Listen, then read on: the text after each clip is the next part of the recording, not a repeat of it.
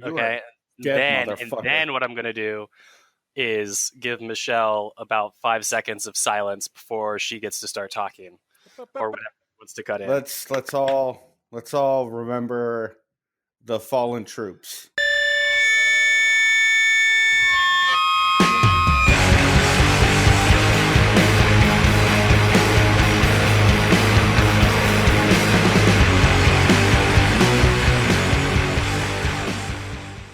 Hello, my name is Michelle Perez. I'm joined, as always, by my buddy Jake, the homie Eliza, Ruben of House Dust, and today we're joined by a special guest in our, I guess, first guest appearance. At the end of the last episode we had recorded, Eliza was remarking on the nature of work changing as we were all kind of ruminating about YouTubers. My first exposure to DIY scenes as they related to, I guess, the popular culture / counterculture was a lot of independent creators from non-traditional fields like zines, ebooks, and more as Occupy Wall Street had run on and on. Fave Star guys. That's right, baby. Posters. Oh, yeah. God, I forgot about Fave Star. Yeah. Fave Star, where we see the origins of people who would repeatedly say they were some form of the other of a Hell Dude, the Diet Parpo guy. Oh, yeah. Hell Homer. All sorts of guy. There were burgeoning guy types in this era. Things that would typify what folks would then call weird Twitter, and basically had a subset of posting based upon a posting format sort of perfected in the Hellfires / I guess World War I style trenches of posting of something awful and a certain type of 4chaner that wasn't specific to image boards. So you had depressed moo guys that were really into have a nice life and suicide attempts. Shit like that.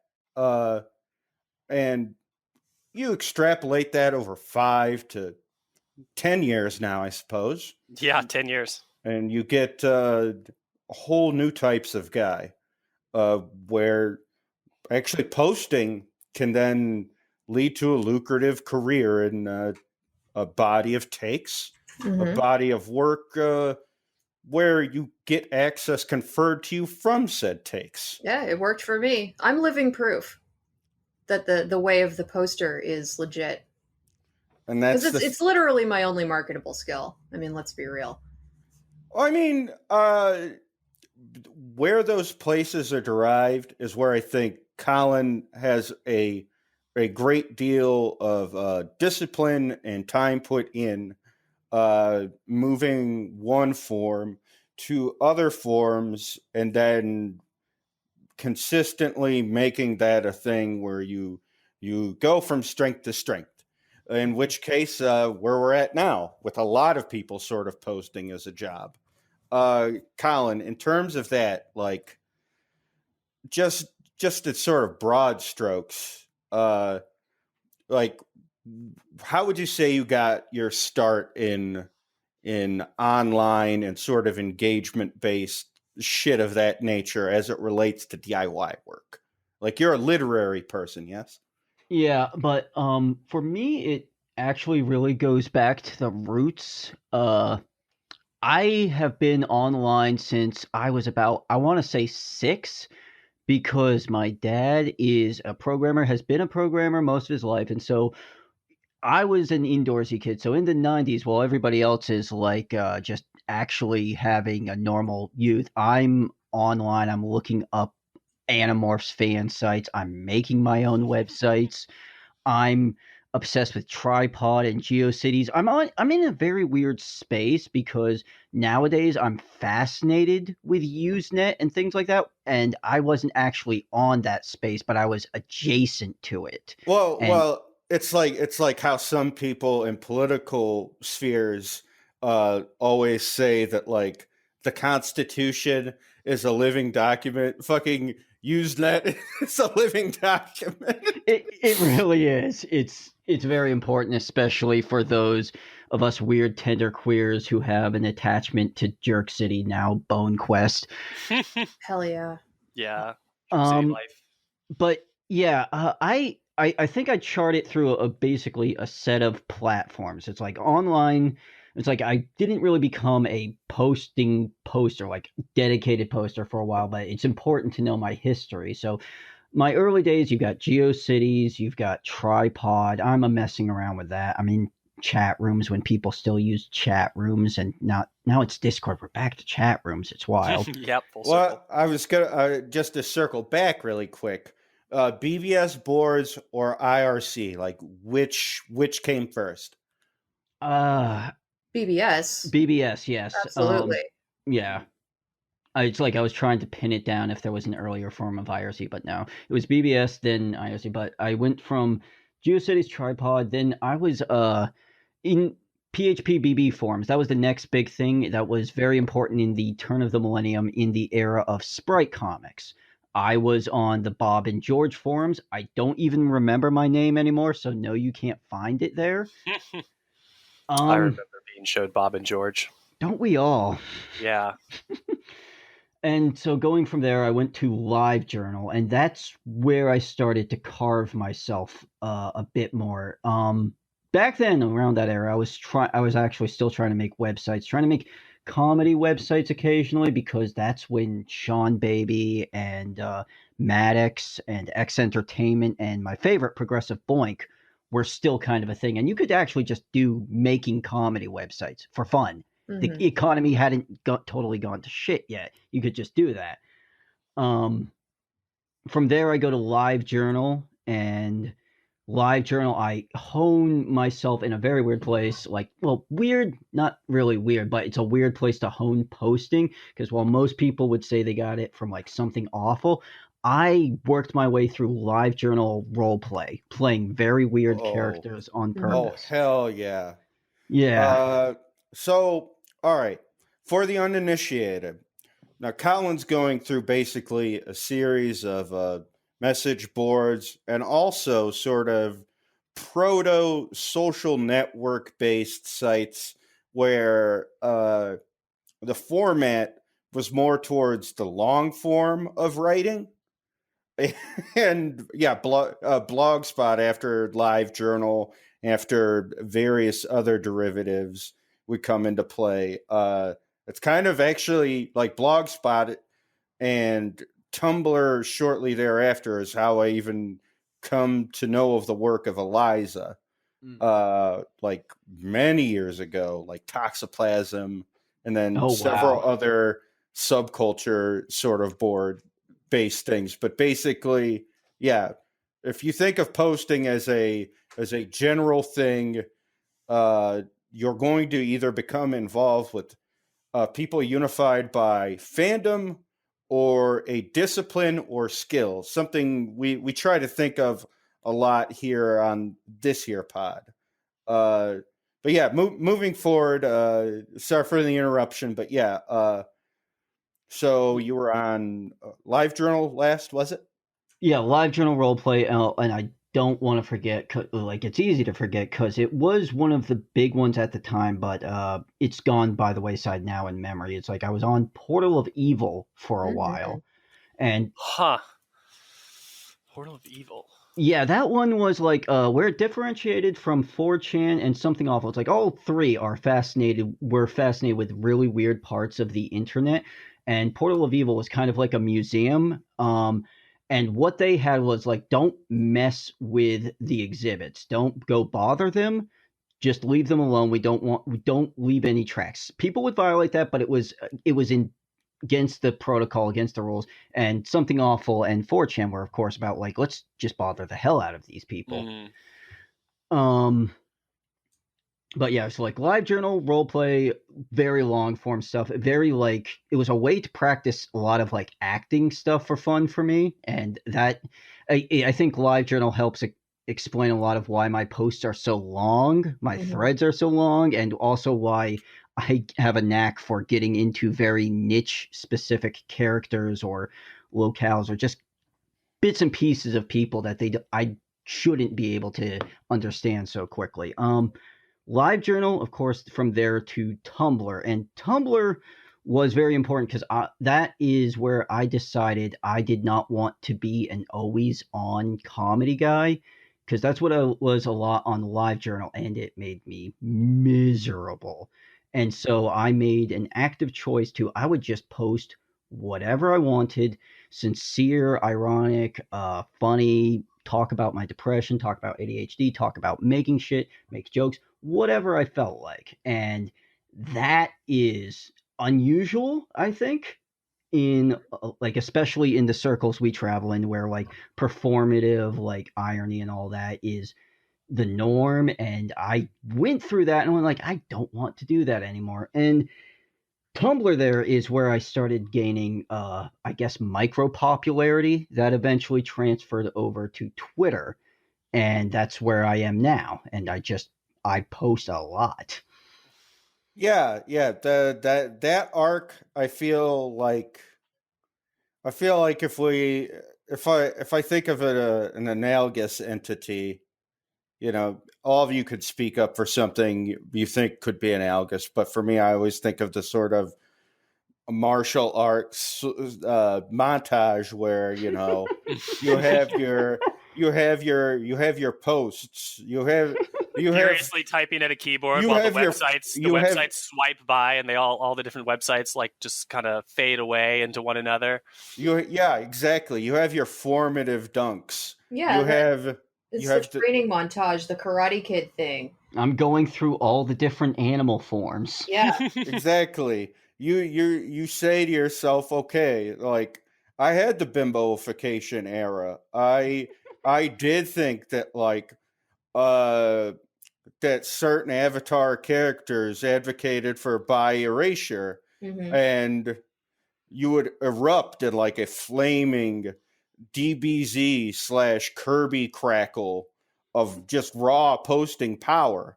And others would sort of engage in it naturally because an analytics-based response didn't occur. Like people would look at engagement later when it came to social media, like say Facebook or Twitter, about a certain type of post that could then be associated to people with certain purchasing patterns where they could correlate ad buys to the appreciations of a certain set of people. Like, let's say you're a comics person. You are probably more likely to buy physical goods and various enthusiast shit than other people.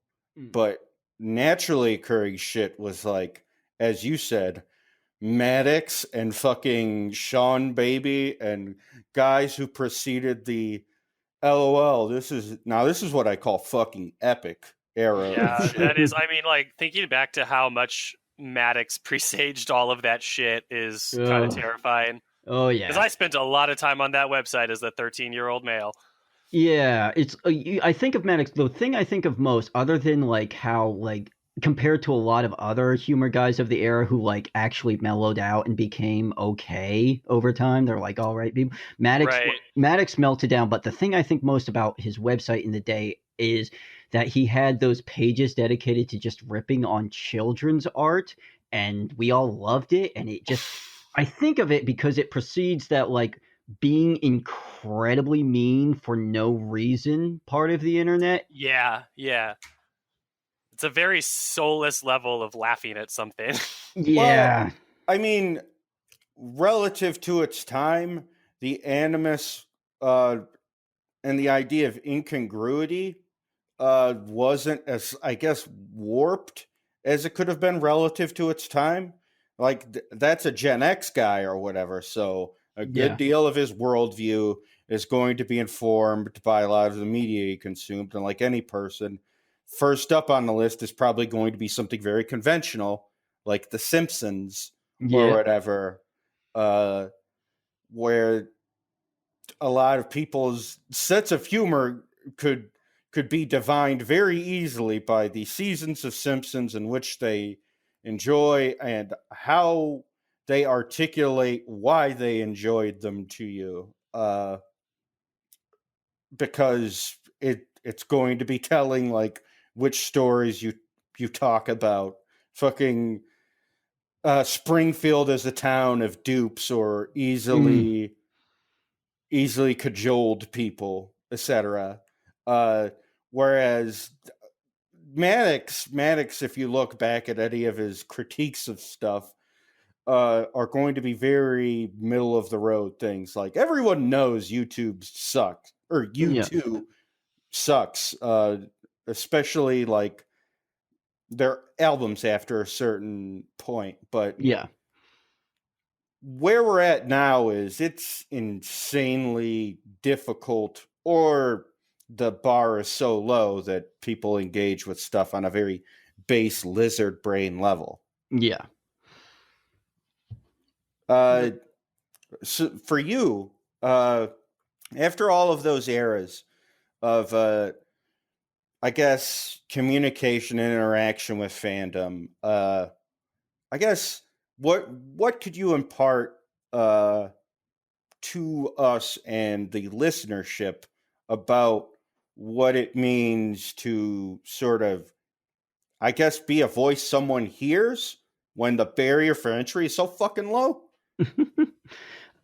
It's really weird because I'm aware I'm micro popular, and I'm also like, I know it's micro popularity. It's like I've got that exact like 10 to 30K kind of thing where it's like, you're known, but it's like you're not known to normies or whatever like that. It's you're in a very specific kind of circle.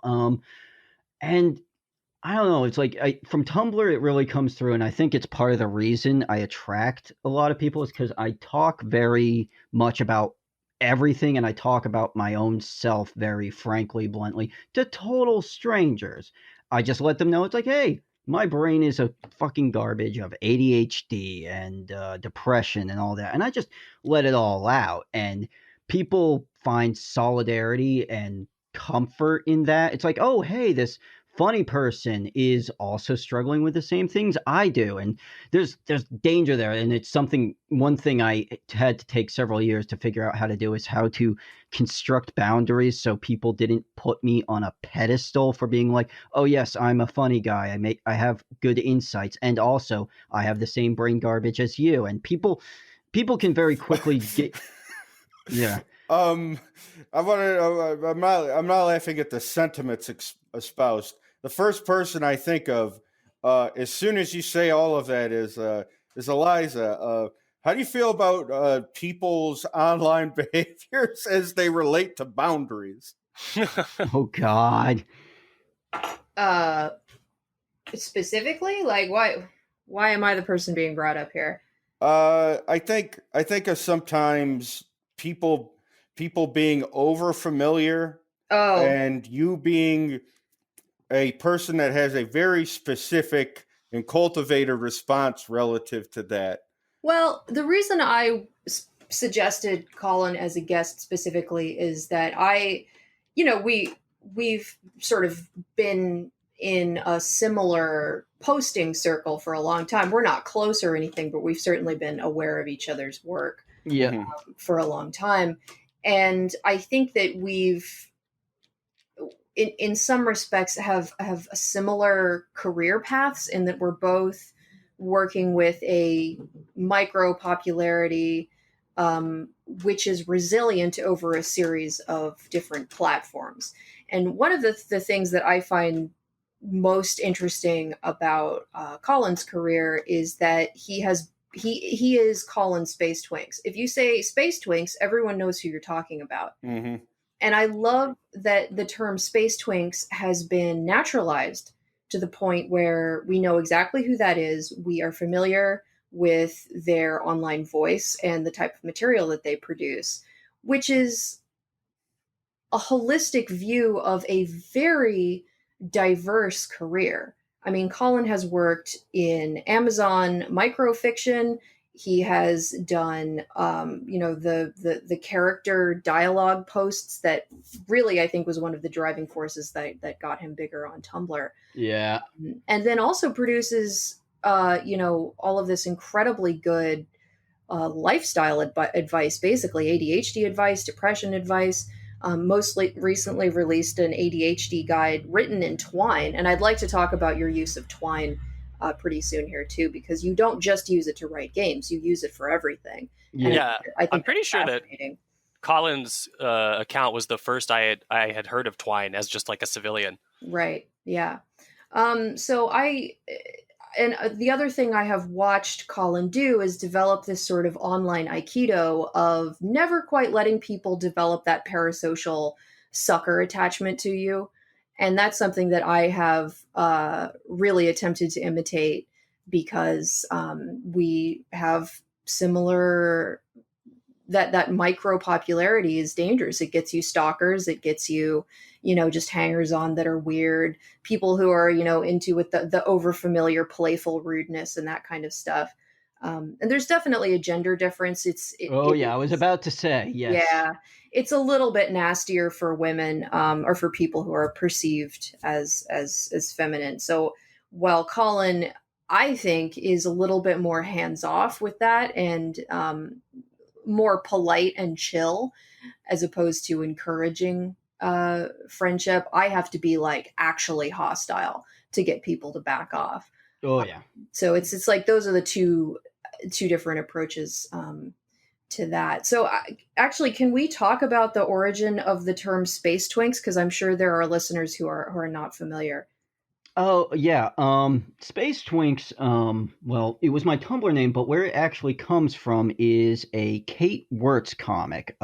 Kate Wirtz, better known as Lame Zone on Twitter. She's done a lot of comics. I think her best known for a while was Ass Castle. Ass Castle for me. I was a Smokes fan. I worked my work on the Pervert with Remy Boydell. If Ass Castle wasn't any sort of influence, Smokes definitely was. But yeah, Kate Wirtz, very prolific.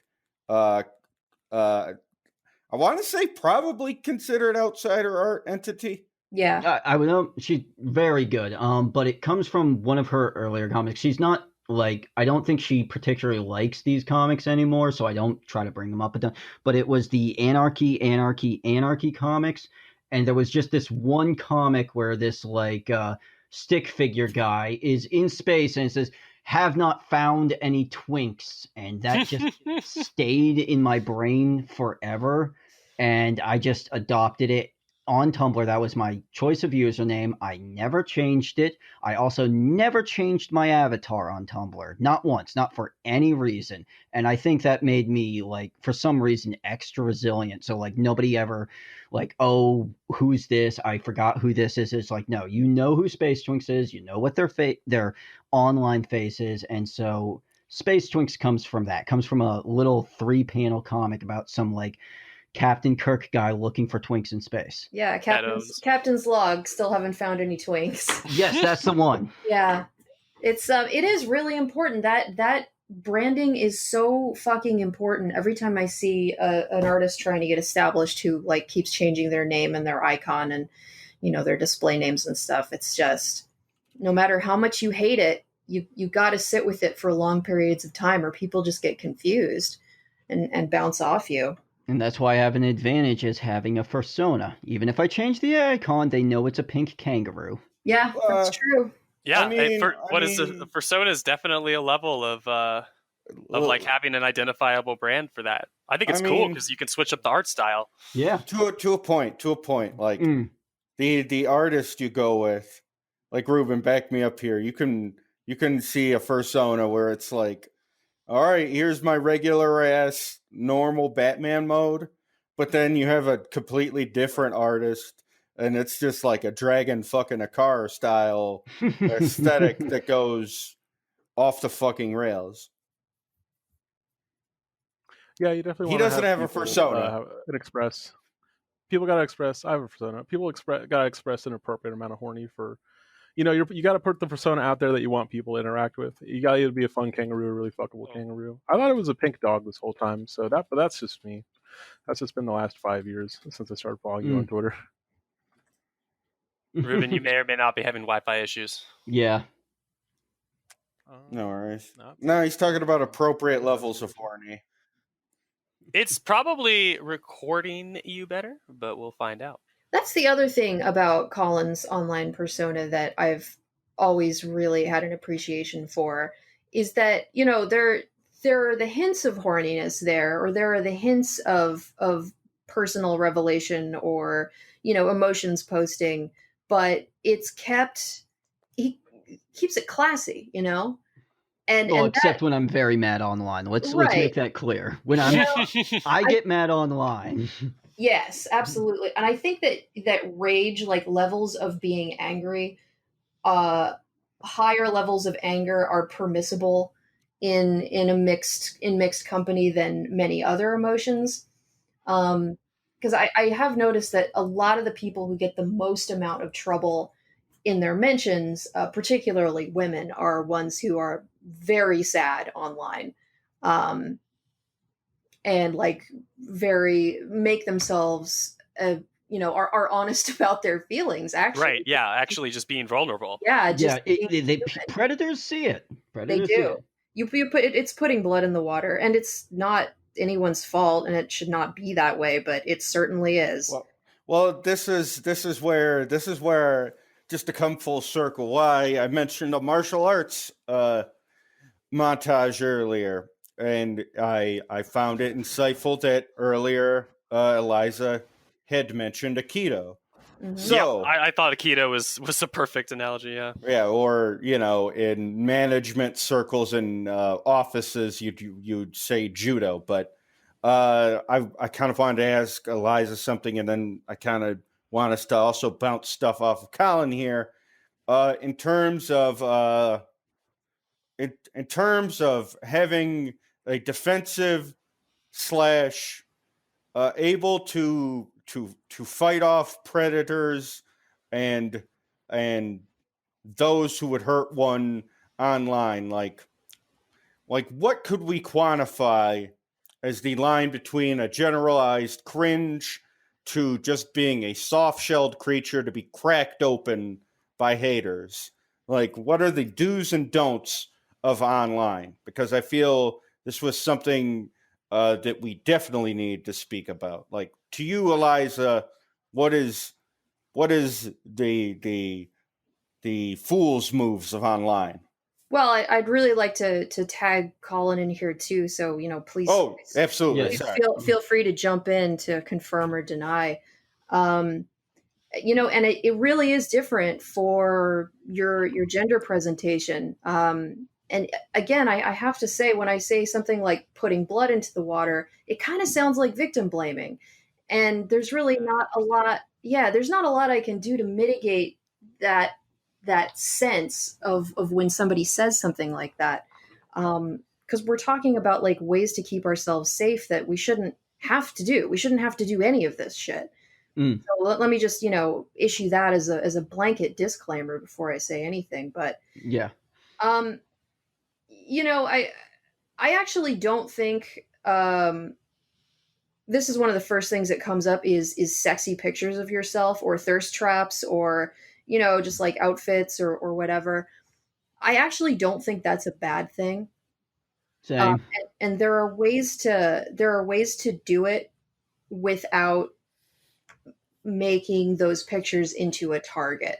And I mean, of course, you're always going to run the risk of somebody saying, that you look bad in whatever way and actually hurting your feelings, which you should never admit to, by the way. So I think that actually pictures of yourself is a good branding move. Even if you're not conventionally attractive, who gives a shit? There's there's something about every single human being that is going to be accessible and identifiable and interesting to a lot of other people in the world. So I actually think that pictures of yourself is A-okay, but you don't want to be posting pictures of yourself with captions like, "Oh, I look so fat today. I feel terrible. Please give me compliments." Yeah. I think to a certain extent doing that stuff in a kind of jokey manner is okay, but being particularly vulnerable about it is truly risky. Yeah, vulnerability is really the tricky thing because, like, a big thing of me, like, from that Tumblr thing is, like, I didn't want to be performative irony guy anymore. It was, like, it was part of my depression. It made me miserable. But I'm very sincere nowadays, but it's, like, having that vulnerability that is not the kind of vulnerability that people want to leap on and rip the heart out of is a tricky thing. And I think, one of the things that's like shows how tricky it can be is when I run into like the still leftover circles of like irony left, like the people who are still really, really big on like the worst parts of Chapo and all that kind of stuff. Because like couple of years back, it's like I was talking about like, hey, being hyper ironic actually is unhealthy and bad, and it just like it's no good for yourself. And I speak to that from experience. And so I'd get targeted by a bunch of like then popular, like again, then micro popular, like hyper irony left dudes, and it's like, oh, you care about things, you fag. And it's like, yeah, I do. And it's like, and that's really it, because if you make yourself completely devoid of any like enjoyment, any sincere enjoyment, your time online is miserable. It's bad. But if you being vulnerable is, well, it's being vulnerable. So with me, it's a lot of being willing to tell people to fuck off, and just like bluntly, and it's also knowing who you're dealing with levels. It's like the irony guys, they get fuck off. There's people who have approached me very sincerely. It's like, hey, I'm hurting, and they're unknowingly putting me on a pedestal, and I'm gonna be like, hey, stop, slow down. I'm not that guy. And it's like it's knowing who you're reacting to, basically. And when it comes to preemptive, like before you're getting any reactions, it's just like stuff like that. It's like you gotta, if you are really, really fucking sad, like genuinely sad all the time, I don't recommend that kind of online. I don't make sadness your brand, basically, because it makes you a huge target. And I speak from also being like people targeting that. When I was in the worst parts of my depression, people would find it and they'd exploit it. It's like, if you're in that kind of place, you need to find internet circles that are closer and more personal and not public like that. Yeah, you have to have an alt account. I think everybody at this point should have 3 accounts on every single social media site. You have your main public facing account, and this is your storefront account. Whether you're just a normal person who has social media and other people can see it publicly, or your entire career is online, that's your main account. Then your second account is your alt account. It's locked. It does not have very many followers, and the followers it does have are people that you actually can trust to a certain amount, and that's where you put your feelings posting. And hopefully all of your feelings are about people who are not following that account. Yeah. And then the third account is your parachute. So, I mean, this is something really common on Instagram in particular, which is even quicker on the ban trigger than Twitter is to a certain extent, is every model, particularly if they are any kind of a fetish model, will have 2 accounts. And she will list in her profile, this is my main account, this is my alt account, follow both, because one of them is going to get banned eventually. It's like built into the infrastructure, basically. Exactly, yeah. Well, I think it's also sort of people's capacity as posters, as we related to boards earlier. Sometimes you need to get your inner high school to do like neophyte style edge testing. Basically, okay, if you get all of your messenger apps banned from the high school library. Well, you can go into Google Docs and then all speak in a shared docs by writing in different colored text that high schoolers will always identify. find a way. And that's the thing. If you're a certain type of online, that sort of thinking never leaves you, which is why we have movements that go thing to thing under different communication patterns and identifiers. A really easy to cite example because of maybe its latent obnoxiousness as it relates to posting as a discipline would be the Pepe to Groiper to Friend to Clown sort of iconography based series of sigils they fucking implant on one another to say this little fucking bug-eyed guy is our way of identifying and saying, hey, we're of the same headspace. Yeah, you're signaling membership to the in-group, which is one of the primary sociological drivers in human behavior. Yeah. Yeah, absolutely. It's funny about the two accounts. It's like just one small thing is like, I know in really early Twitter, still back in like Fave Star Twitter, one of the things like furry Twitter was really pioneering was the After Dark account. Yeah, it's like just like, hey, this is where I post all my like regular stuff, and this is where all the furry porn goes. This is where I'm gonna be horny, and it's like that's for like a lot of furries. It's like it's 3 accounts. It's your main account, it's your After Dark account, and then it's your feelings/pettiness account. Yeah. Exactly. And that's such a valuable service to your followers. Because I cannot tell you how many times, and actually, Michelle's accounts are a really good example of this. I was about to try and invoke Michelle's own history. Fucking Michelle's accounts. Following Michelle is signing up to be just blanketed, wallpapered in porn. That's actually why I didn't follow Michelle. I was like, I can't have that much porn on my main. It's hard to browse Twitter at work with Michelle in the follows. So here's the thing. There are 2 reasons for that, but Eliza, please go on. People will love your work, love you, love everything about you, but if your website is something that they can't check on a bus, they are not going to follow you. And they will feel bad about it. But, I see a lot of people even getting nice feedback from potential followers going, oh, wow, haha, it's, an anime sweat drop. It's a shame you post so much porn because I really love your stuff and I'd love to follow you. And then the poster will get super defensive about it and be like, well, I just post what I want. If you don't like it, don't follow me, blah, blah. Which is, the Joe Biden approach of you shouldn't vote for me. If you don't like the status quo or whatever. It's so much nicer for everyone. Just split your shit up, It's true. I'd say it did lead in part to outside of the culture war stuff or this or that, where it actually was part of the tail wagging the dog, and why I even think about posting as a thing, and why the idea of interviewing Colin meshed with me.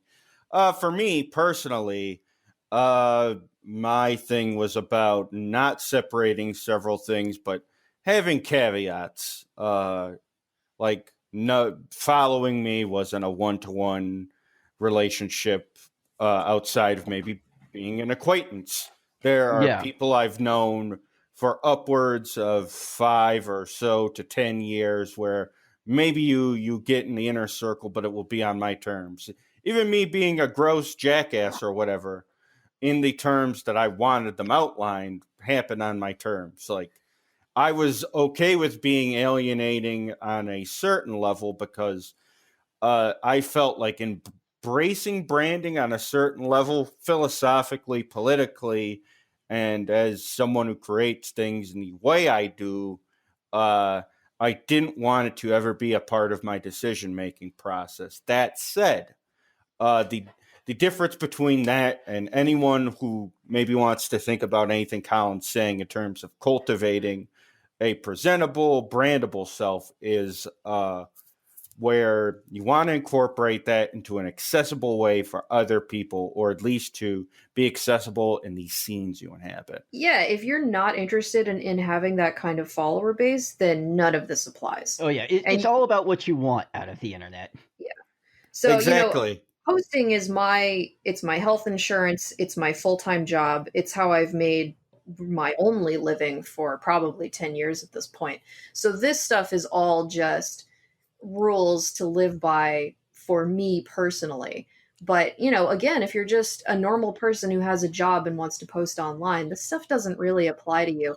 But I do see, particularly, unfortunately, in the Twitch subreddit, which I have to follow for tech support reasons, people, young people, Zoomers, posting stuff like, "Hey, I got five viewers on my most recent stream, guys. Keep grinding," and they really think about grinding on Twitch and like getting up there and streaming when they don't want to stream, and that's the stuff that and playing games that they don't want to play, and people will get on Mirror shit. It's horrible. They'll get on the subreddit and be like, "What game should I play if I want people to watch me?" It's like, you don't get it, dude. No one's going to watch you play a game that you don't like. You cannot grind your way to internet popularity. And arguably, you can't get that far playing a game you do like. It will be sort of the X factor. What do you have to show to people that differentiates you, that brings, I guess, your sensibilities and your sense of taste, that then also display to people that you're coming from the same space they are. Yeah. Which, to kind of get back to some of what we were asking of you earlier, how would you quantify, I guess, some of the scenes you'd come up through working on Twine and the like? And also, just briefly, could you sort of explain Twine to the non-initiated? Sure. Twine is, the way I've come about describing it, is a downloadable website. Its engine is it's basically a wrapper for CSS and HTTP to do a couple of things really well, and it's mostly made for like choose your own adventure games, but you can use it for just about anything. People have made full-blown RPGs in it. One of my favorite things ever made in it is Horse Master, which is a horse racing sim, and the horses mutate and get really weird. But I use it in a much more literary sense. I've used it for fiction. I've used it for nonfiction. I've used it for let's see. I'm trying to think. I've used it most recently to catalog my tips and tricks and techniques for handling my own ADHD, and maybe they'll help other people too.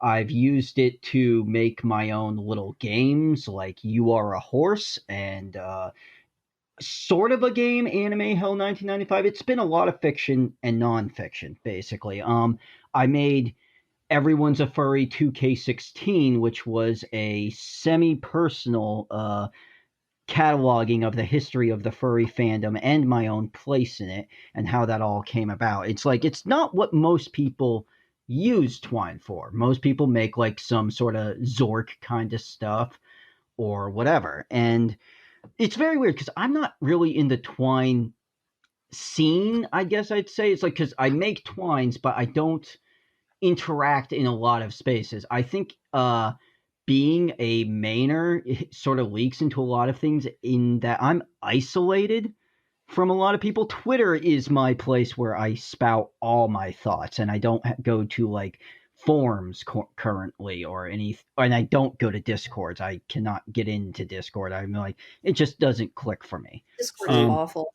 Yeah, so you're mainly using your experience from the state, basically talking about people that vaguely resemble fish, psychic children. You're talking about all the mainstays? Talking about Herman Munster warning you about cat corpses, shit of that nature. Yeah, I'm basically what I do with Twine and with Twitter is I blast my consciousness into the general ocean and just let it filter out there. And it's like throwing out this huge net and not really caring where it gets to. And as it turns out, doing that many times brings you in a very wide group. So because I have a following base that ranges from furries to actual political reporters to very I think probably my biggest professional connection is a bunch of games journalists and games reviewers, which has led me to doing 3 different Game of the Year lists on Giant Bomb, and has also led me to doing things like I wrote for NY Mag. I wrote for NY Mag about why there's a sizable Christian Sonic the Hedgehog fandom. And that's one of the other rules of online success. I think Colin would probably agree with me that you don't have anything to offer the world that other people don't have except for your authentic self. Yeah. You can learn how to draw, really well, but other people can do that too. You can learn how to assemble a sentence really well. Other people can do that too. The thing they cannot do, the one thing that they can't do that you can do, is exactly what you have done in your life, your experiences, and your method of speaking. And leaning into that is the only advantage you have over everyone else. And that's the feedback I've gotten in my career as well, is just that the people who follow me are there because no one else is doing exactly what I do, exactly the way that I do it. And there's going to be an audience for it. I would say I don't want it to be seen as like a angry pushback or whatever, but I do think also a part of it is kind of chance of access sometimes. I only think of that now when I think of everything that has transpired in the last 5 years. This last year specifically, Jesus fucking Christ, where a culture of access leads to X amount of problems because you leave anyone in one capacity to confer access and you get all of the intra-media beefs, cancellations, all of that shit. And I think one of the interesting parts about learning about the Cultivate itself as it relates to creating anything online now is that you'll kind of have to be on guard even when you have access conferred. I mean, has that been a part of your thinking anytime you do work, like your terms versus here's the terms you have to meet to get access? For me, not particularly. But I think part of that is, again, like I'm blasting my consciousness on Twitter, but I don't really. Twitter is also where I socialize. I do not live in a well-populated area. Maine has never had an exciting kind of nightlife or any kind of life. I don't think about access until I have to, until someone's getting up too close. I don't think about it like that. And I don't have to the way Eliza would, because again, gender dynamics. Yeah. It's like when people do get overly familiar, then I have to put the brakes on. I don't have to be on guard the way a lot of other people do. It's like people have asked, like, oh, how do you do? What do you do? And it's like, and I have to reiterate, it's like, I know some of the things I do are very specific to my circumstances. Like as a dude, I'm not going to get even as a non-binary dude, I'm not going to get the same kind of troubles and heat that other people do. The other thing, I get into fights online, most specifically with people in comics. I cut off my own access because I am willing to tell people to eat shit very loudly. That's a good point too, because I was going to say, it seems a lot of your writing stuff especially has come out of you being that natural self online. Yeah. Like the published writing and all that. Yeah. I don't really, it's like, because I guess you could say I'm cultivated, like a sort of personality, but it's like, it's it's sort of like naturally flipping through things for me. I don't have to, and because that was the reason I switched my online self once I got to Tumblr. I didn't want to be in a performance mode. I hated it. It made me miserable. I made me feel like the only way I could have value was by making people laugh. So I intentionally switched to, I will just post whatever thought is in my head, and I have a couple other accounts for when those thoughts don't fit with that main thing. And so when it comes to everything else, I just rattle it off, and people get attachment to that. People find validation in it. People find connection. And I know I'm in a specific place where I don't have to feel as at risk for where I can just say, hey, this is all the shit in my brain. It's like, I don't have to worry about it. And I don't generally worry about it until I run into somebody who's trying to start shit. All right. I think that's incredibly insightful. I wanted to kind of pick Ruben's brain here. Now, Hello. Ruben's involved, and we were talking earlier, basically. Ruben is of a different breed. He is the lowbie. He is the follower that then would comprise someone's big boy list of X amount of followers, or, possibly reply guy / regular poster. But Ruben, in terms of cultivated shit, like, what are the pressure levels, if any, for you as a lowbie, in terms of like a good ass post versus a non good ass post? Like, are you on Mars right now? Oh yeah, I'm playing Go right now. So go fuck yourself. A little distracting. But let's see. In terms of pressure, I would say as long as I can laugh at it, it's really something I don't have to think about or care about. I believe my most recent post was have a happy Halloween, spit in a spussy today, is what I said. So there's really no... There's How many likes? How many likes? One like. Did you call Ruben a lowbie? Is that? Am I like learning about something right now? Look, I'm not trying to use like very, very deeply antiquated. Is this the terminology that he uses? He's used in all the cool Twitter discords. As a person of posts, would you? Not as a person of color. I'm not. No, a gentleman poster. A poster of modest posts. Yeah. Understated. These are grass-fed posts. Grassy, yeah, squire of posts. Yes. And that's the thing. Respectable, but not extravagant.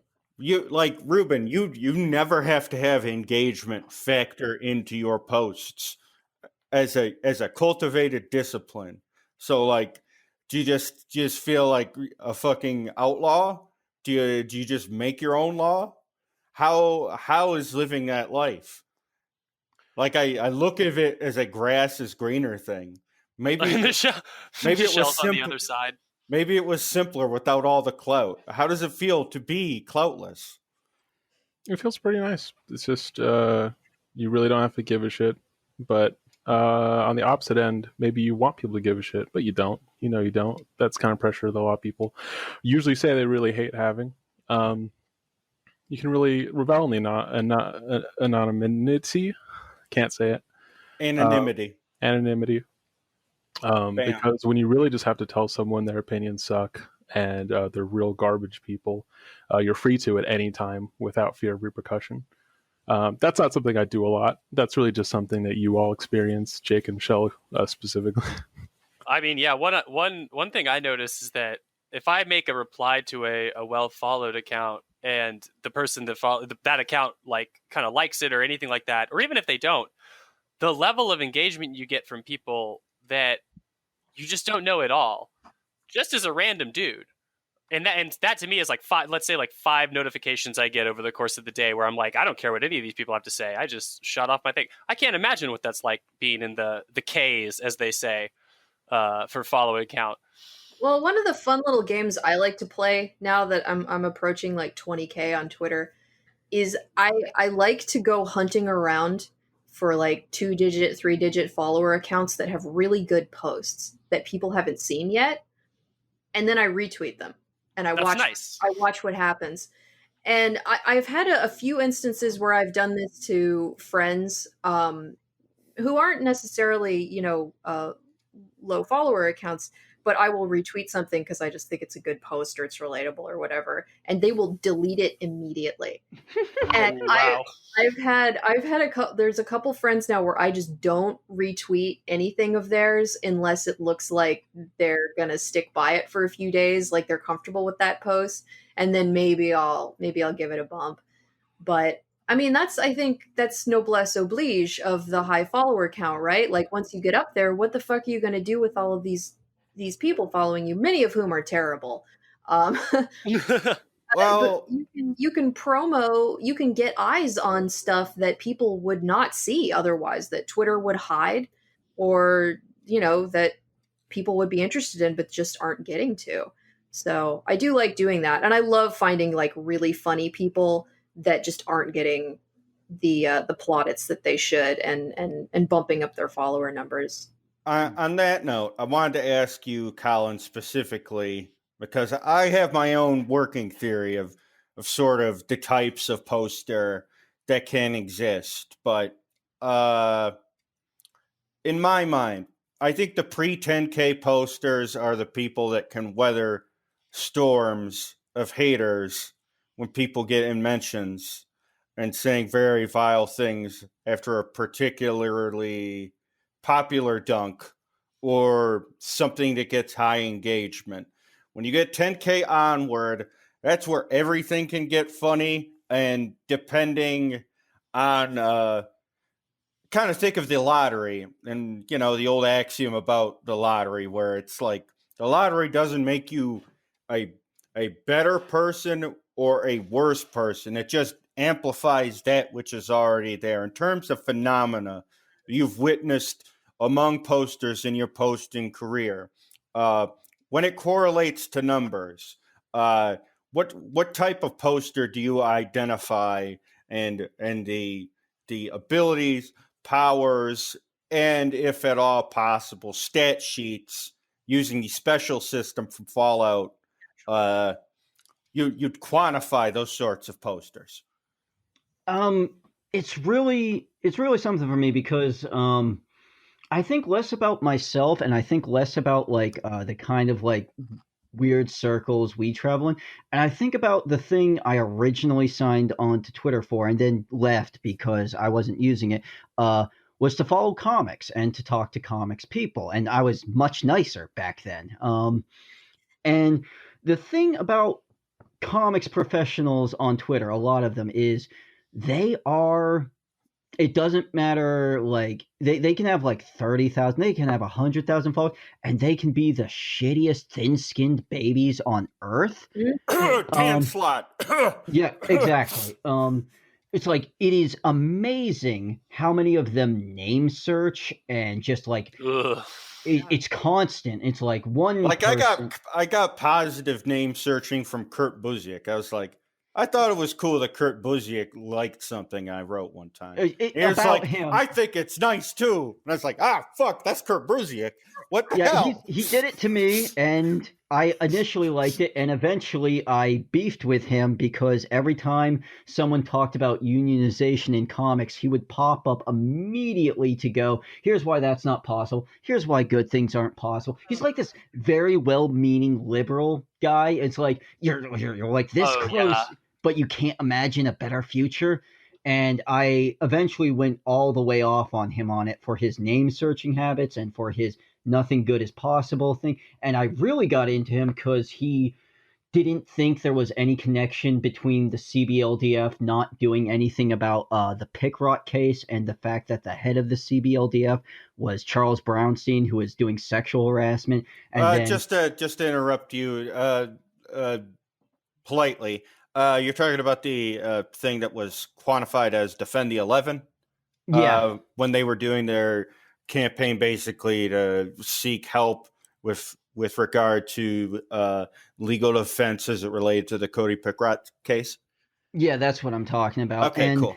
Yeah, so, and it's like, I got into him. I got very mad at him twice about that. First, when the Pickrock case was initially happening, I was like, how can you not think there's any connection to how the CBLDF won't do anything and the fact that Charles Brownstein has a history of sexual harassment? And then I went off on him again a couple years later when more stuff about Charles Brownstein came out. And it's like, oh, I gave him the benefit of the doubt. People said he was drunk, getting better. And I'm like, I just tore into him again. It's like, you blew me off when I was linking this stuff to you. And it's like, comics people is who I look at. It's like, because they may not be the posters, but they're who I think of in numbers, in raw human behavior. Because like for us, the posters, it's very different, I think.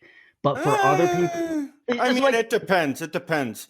In comics, Colin, you know comics history. It is completely fraught with reactionary shit, not just reactionary shit, but also deep-rooted fandom, I want to say shittiness. Sort of shittiness, just entitlement, privilege, or entitlement, exactly. Like the sense of entitlement to this and that. We see it now. We see it now in reactionary cycles where it goes beyond, say, a slice gate movement, and it's instead sort of in a broader rightward language, which is that if you buy something, you're a customer, and by extension, even if you're not a hired on employee, are then considered direct. The customer employs you basically, which belies a whole other political framing that's in their brain. They're fucking permanently jelly goddamn brains where it's entirely about thinking in terms of exchange.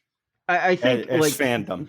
Yeah, I think for me the thing I'm trying to get at is like when it comes to raw numbers, it's like there's only one big thing I think about, and that's after a certain amount of numbers, you have a responsibility to know it's like, hey, this could blow up and that could go badly for somebody. So you got to watch it with specific promo, specific dunks. But outside of that, I don't think about numbers too much. I think about what circles you travel in. Like if you're traveling in people, like depends on what your community you have, how shitty people are, what kind of ways people interact. Like 10K, 20K, 30K, it's like people have all sorts of different numbers, but how those numbers work depends on what circles they're in. Like you've got your normie car guys, and 30K there means something very different. You've got fursuiters who have like more than like some famous people, and how 80K there works very different. So I don't tend to think about numbers in terms of posting, other than like the specific, like once you hit like 10K, 20K, you have to be more careful about how you dunk and how you promote people. That's pretty much how I think. And I generally think all kinds of posting, don't fucking name search. Never name search. It is a form of self-injury, and it needs to be identified as such. It's just bad for everybody involved. If people are saying nice things about me, that's great. I'm happy. If people are saying nasty things about me, I never want to know about it. Like, I don't want to know about it in person. I don't want to know about it on the internet. Philosophically, I may stand apart on this. I think about animus and personal hatreds in the world, maybe not in the same terms everyone else may, but I feel like there's a level of control I have over it versus, my ability to get closer to the wheels of power just as a person, but then as a collective with other people. And as far as that goes, for me, rightfully so, relative to the time when there was a lot of reactionary shit I had to deal with. Honestly, at the end of the day, my belief was, even if they're saying evil and negative shit about me, they're still talking about me, and that will benefit me in some way or another. Which is a discipline I can't say I would wholeheartedly suggest for everyone. It is something. It's not true, though, that is it? Could be a trap, right? To a point. I don't think it's completely something where you'll come out unscathed. But for me, I have to be hardened enough and also believe enough in the opinions and beliefs I have versus the feelings I may espouse, because a belief and a feeling are two different fucking things. I'm picturing you, Michelle, as a Catholic priest with like a cat of nine tails.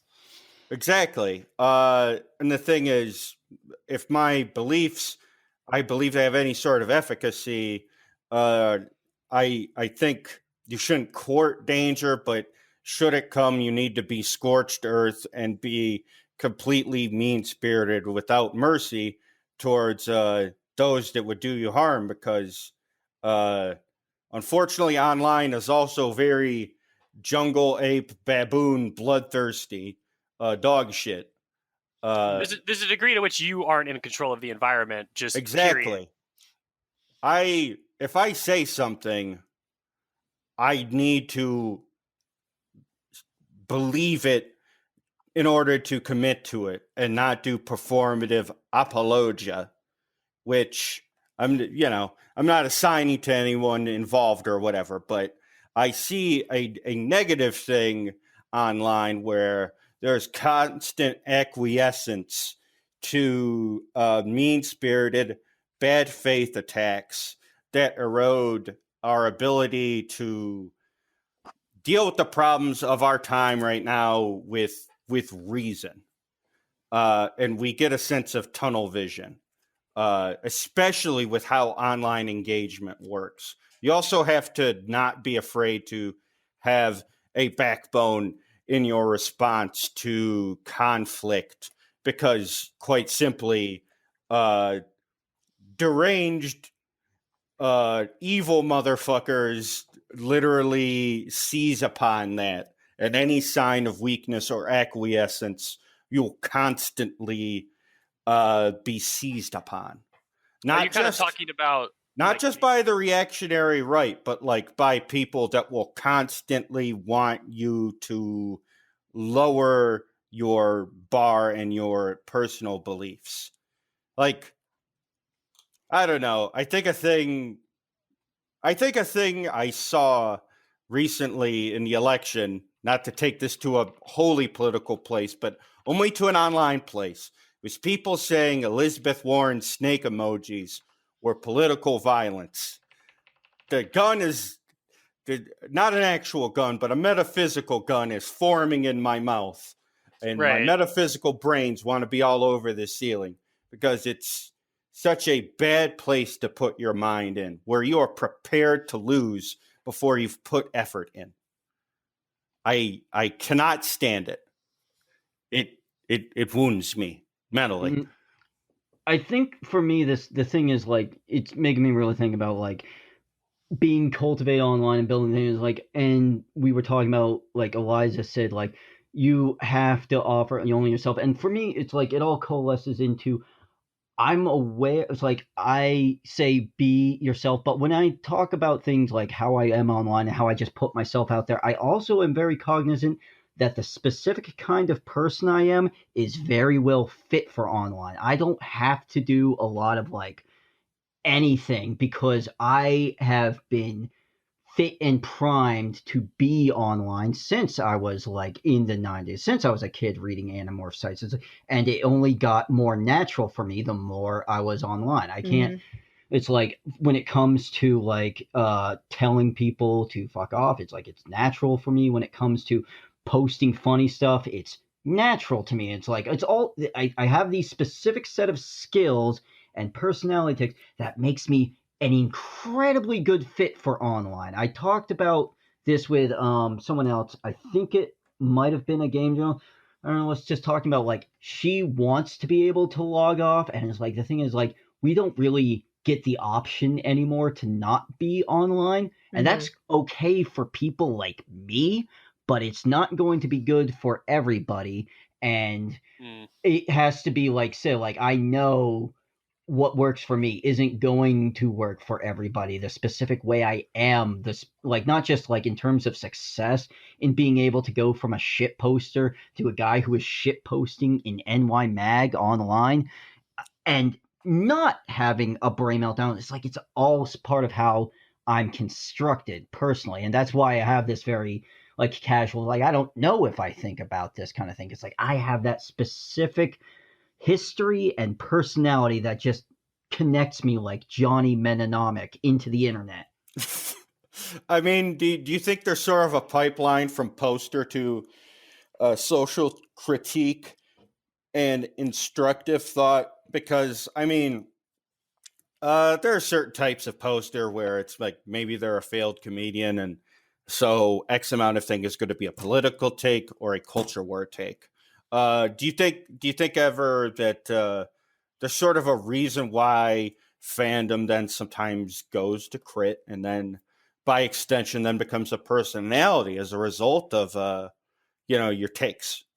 I think there's a couple of reasons that, and one of the big reasons is because we all have to monetize our hobbies now, and our hobbies include our takes, our opinions. None of us can just survive anymore and just shoot the shit at a water cooler. It's like a lot of us lean into critique because the specific economics of the world have made it so we don't really have a choice. This is where you get things like YouTubers and like specifically people just do a ton of video essays and present their opinions. Like it's like you go back to the Maddox thing. There was a small group of them, and now it feels like it's everybody, and it's not really because people necessarily want to. I think a lot of people would love to be able to just have regular ass opinions and not have to do this. I was like, I don't mind having 23K followers and just blasting my shit out there. But I know for a lot of people, they'd actually prefer to be able to just do their hobby and enjoy it as a hobby. But we're all leaning into critique now because our survival is fraught from regular ass jobs. Posting naturally leads to critique because you post, you're reacting all the time. Even if you're reacting to just some other dumbass in like that bodybuilding forum where the fucking how many days are there in a week thing. Yeah. No, it's true. That is a kind of critique. And it's the first time I ever felt compelled to post in a forum was because I wanted to tell someone else their taste in anime was bad. Yep. Exactly. That was the reason I started typing. What anime did they like? I truly couldn't remember. This is like 13-year-old Jake. 13-year-old Jake. Then you were probably talking probably Inuyasha. I was probably telling someone. No, you don't know enough lesbians to be talking about Inuyasha, okay? It was on Toonami, you fuck.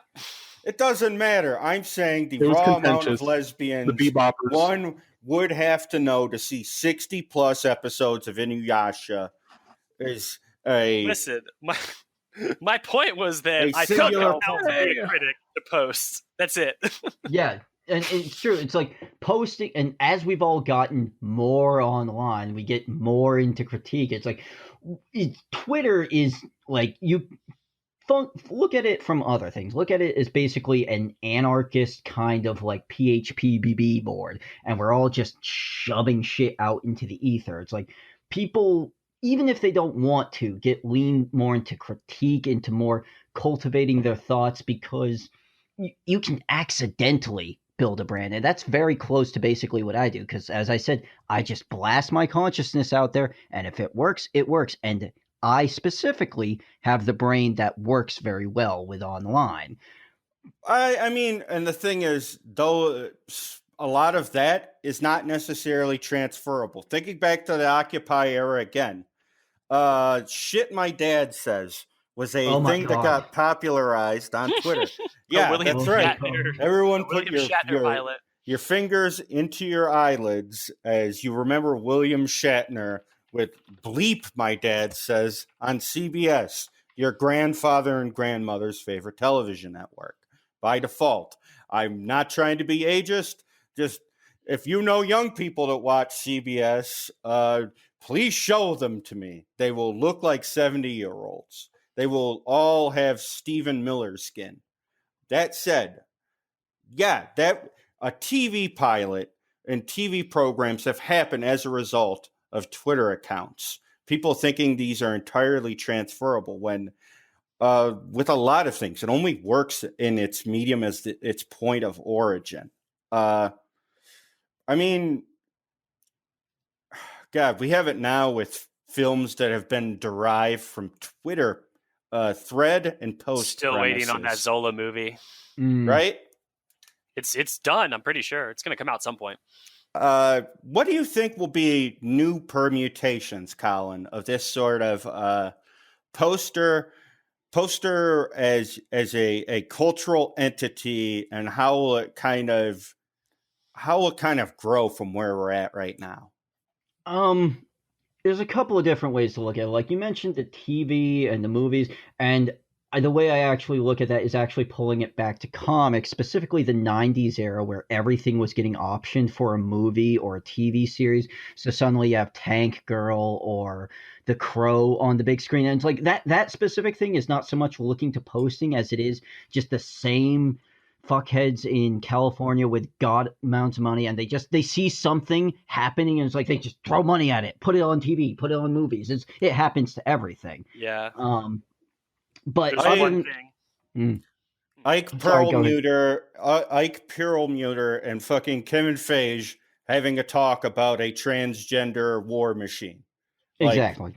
That's how it plays out. People think it's like always this SJW agenda. It's like, no, people want to get in where they fit in. Well, I mean, none of this is particularly new, right? I mean, the popular poster with the opinions that everybody wants to discuss, Mark Twain was a poster, you know? Yep. Yeah, he was. The only thing... H.P. Lovecraft, prolific letter writer, a proto poster. Well, Diogenes was the ultimate poster. But I mean, Mark Twain, my Diogenes is a really good example, but Mark Twain wrote many books of his opinions and humorous takes about various subjects. Like I have a book on my shelf that's something about the German language and how silly German is. And I have seen so many Twitter threads that were just basically Twain's book about how silly German is in tweet thread form. So this figure of the coined phrase is the public intellectual, the person who just sort of stands around and says stuff, is a figure that goes back to antiquity. We have lots of people who have just stood around and said stuff for millennia, and I mean, one could argue that to a certain extent this person serves the society in a way, because normal people who have to spend 8 hours a day in the granary don't have time to stand around and think about stuff and say stuff. So if you look at it from the positive perspective, these public intellectuals who are eating and drinking on the public's dime, basically, are parasites, are actually providing a service of some kind. But, the flip side of that is that you get people who are just complete garbage and spend their whole lives doing nothing but producing garbage. And it extends not just to, I guess, the sort of the poster class, but as you said, there's nothing new sort of under the sun. Ecclesiastes style is that we sort of have our modern point of reference, and the people that are the most thin-skinned as it relates to these sort of subjects would be like your op-ed writers, your David Brooks, your Brett Stevens, your fucking guys on YouTube that will make 73 Jussie Smollett videos back to back, but all at the same fixed angle with a bunch of fucking GamePro issues behind them on a rack. You find people like that going back to the earliest written language, and probably beforehand. I'm thinking of, in particular, a letter written by some Roman to another Roman where he complains that women wear too much makeup. I mean, it's not even different subject matter. It's literally the same shit over and over and over for millennia. And, women wear too much makeup, women's togas are too short or they're too long. There's Greek guys walk like this. Yeah, right. What's the deal with food at the Colosseum? Literally that stuff. And I think Colin also has sort of a broad consciousness of history and historicity in posting, and that makes this stuff so much easier because you know that you're not doing anything new.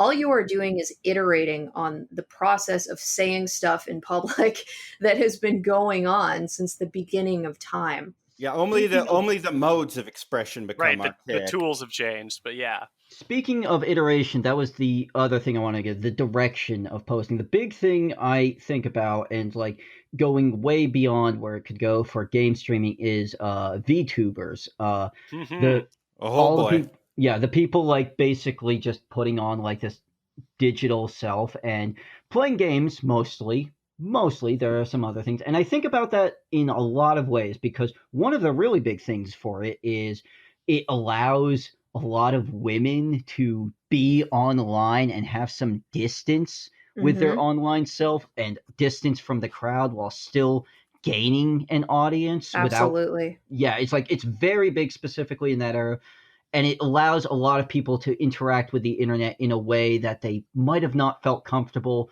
whether for irrational reasons or completely and utterly justified reasons. Oh yeah, Right. dysphoria is a big thing that could be addressed by VTubing, and also aging, because you're getting, I'm an elder millennial now. I'm going to be in my 40s pretty soon. And pretty soon, younger people like on Twitch and shit, they're not going to want to see a 40-year-old woman on Twitch. So at a certain point, if I just decide I don't want to be hot on the internet anymore, all I have to do is build myself a VTube suit, and that's it. I can be Max Headroom until I die if I want to.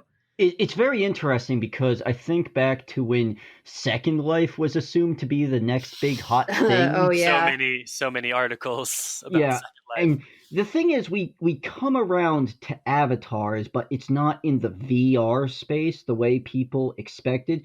We have avatars as a much more practical use, not to like walk through 3D kick-ass abandoned worlds, which as I like doing that because I really like that weird shit. What we use these avatars for is to be able to have this sort of personally constructed projection of the self. The persona for me, it's like, that's me. That's how people know me online.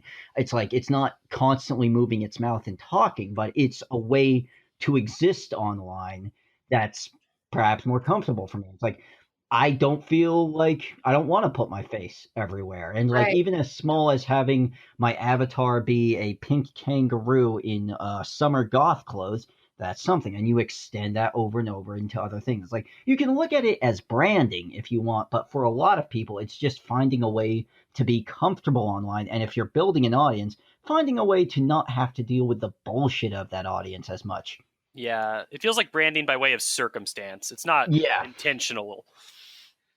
Well, it turns interacting in the parasocial sense, an actual human being, into interacting with a cartoon. Mm-hmm. Yeah. I mean, and at some point on this podcast, we're probably going to have to address the whole adults watching only children's media and only having opinions about children's media. Oh, yeah. At some point, not now, but that is certainly the way that a part of the population's cookie is crumbling at the moment. And so, the VTuber audiences, a good 80% of them are this particular type of really stunted dude who would love to have a parasocial relationship with a girl on a camera, but even the human face, highly made up with very styled hair and perfect lighting, even that amount of bandwidth coming into his eyeballs is too much for him. And he needs it simplified down into a badly facial, mo-capped anime girl. And that's something interesting about the VTubers, is that the live 2D VTuber, which is just sort of almost flat planes of anime style animation as opposed to a fully 3D mapped out CGI creature, the anime style flat low detail VTubers are much more popular. Yep. People do not want to see a fully rendered creature or person. It gets into the uncanny valley, I think, and just falls off the cliff. A whole new chapter for understanding comics. I mean, the thing. Go ahead, Michelle. No, you go. I was going to say, it feels like this might be something we see change as the VTuber kind of tech gets better too. I can't speak to it too much, but whenever I saw those anime VTubers, I did assume in some way that it's cheaper. I remember Barbie at some point got her own YouTube channel and was a YouTuber that happened before the Japanese VTuber craze that would then extend to VTubing as we see it as a general ass thing. And for my money, if I have a worry about any of this shit as it relates to cultivating self, as it relates to branding your shit, it's associations in particular as they relate to boundaries. And it's real hard sort of having a nice balance between cultivated self and accessibility, because you're the point of access at that point when you are fully self-sustaining, when you aren't looking for access from X amount of people and you're trying to do like natural shit. You're like, hey, you RT me, I'll RT you, we'll be mutual, we'll have our own sort of sense of support and uplifting one another through natural interaction. If I have a fear about a lot of these associations, is that, yeah, these feelings are in no way new, nor are the feelings expressed in any way new. The mode as it relates to boundaries and connections and what part they can play in people's engagement is, I guess, sort of a cause, not like a cause for concern in the sort of satanic panic sense, but in terms of how we relate distance and also interpersonal reaction. Like is it eroding some of our sense of intimacy on some sort of larger psychosexual level? Fuck, I think so. Even the prevalence of personas, like people being able to map their horny in a specific way, certainly has very different permutations than other modes of expression, whether it be satirical or this or that. I think it really depends on the field in which you plant those seeds. If someone is already maladjusted, introducing extra filters between human beings and alienating people even further from each other, that's going to go very poorly. But if somebody is, prepped in such a way to absorb that kind of media, and to be resilient towards it, then that's something different. It's kind of like when my mom was raising me, she would kind of judge my level of maturity and then show me whatever canonical movies it was time to see. Like she didn't show me Alien until I was ready to handle it at like age, I don't know, 9 or 10 or something. Like you wouldn't show Alien to a 4-year-old. But I think that one of the ways that we get dysfunction arising from this kind of media alienation is when people who don't already have the educational background or the social support start getting into this stuff, and it is the only thing that they have. That's why you get, young men and teenage boys on 4chan, etc., who are so fucking warped by porn that they get into their 20s with just astonishing ideas about gender, sex, women in general. Yep. And those associations can inform how they engage with people at such a level where, like, sexual interaction or this or that, their brains go into it so fucking deep fried that they fuck wrong. Right. Eliza. What? Eliza. What? Please just use the scientific term for that. Porped. What the Oh fuck my God. As in warped by porn. Ruben's just whiffing. Right. He's just mashing low jab in the corner. Don't mind him. Is he recording from inside of an oatmeal can? I have no idea what he's doing with his microphone. Oh, dog, are you doing the blanket over the head? Tell me you're doing the blanket over the head. Not this time. Hell yeah. So, I mean, it's bad. Leftists at some point are going to have to address it. Because, I mean, the sex positivity in leftism is great. But we do at some point need to start addressing what? What? Which, I'm not trying to be facetious. It depends on who you're talking to. Well, I think that was the point being made. All right, fair enough. Sorry. wasn't taking a combative tack. It's just You walk into a Twitter conversation about any of this shit, and you're like, guys, we should maybe discuss how porn is not always good 100% of the time for everyone's brain. Yeah. You will get fucking yelled at. Like, yeah, it's some weird stuff. it's not great. And I mean, it comes from we have to support sex workers no matter what, which is absolutely true. But it ends up like just totally quashing any nuance, which of course is the direction that discourse is going in general. Fuck nuance and fuck context and fuck critical thinking.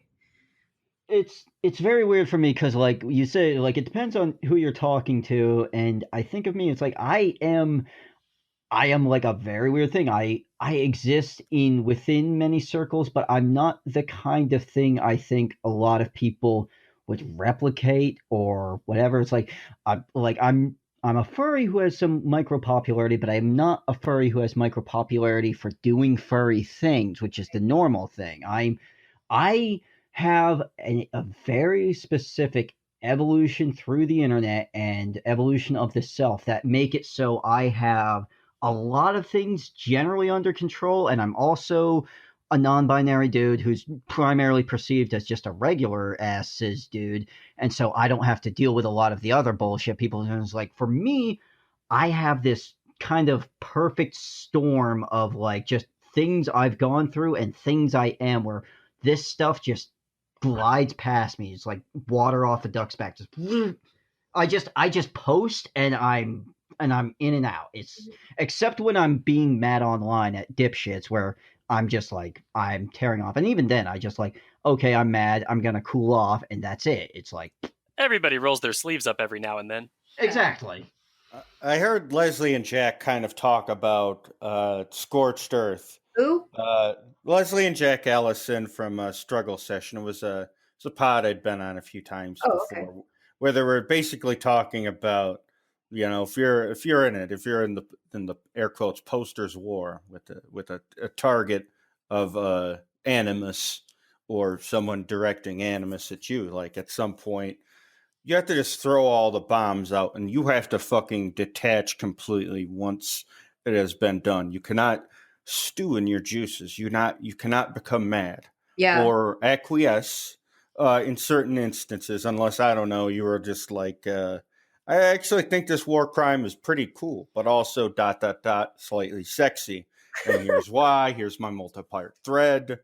And, you know, sort of double down. Like, the problem, I think, with a lot of engagement metrics as it relates to online, and then by extension, advertising, then branding as a thing, is its tail can sometimes just start fucking wagging the dog, and you start to sort of go to your baser instincts and only engage people by way of the things that get the most engagement. Right. And I think if you're to be a air quotes, you know, poster online, like even the veil of authenticity has to be there, you know. Have you ever found yourself sort of conflicted, Colin, insofar as like, here's something I talked about that was like fucking hitting, but like, do I want to be an X guy, you know? Do I want to be the person as the authoritative voice on this thing, you know? It's the thing is, for me, is like, I think this is probably one of the biggest things in where I exist in an online space. Is I went through that on LiveJournal.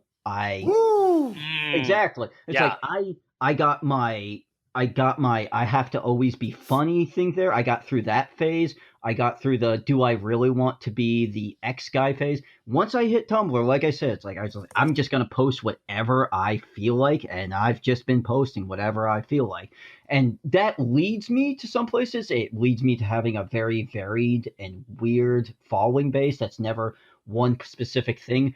But I've already gone through that phase, and I went through that phase in a specific place where like all the internet is gone. You can't find shit.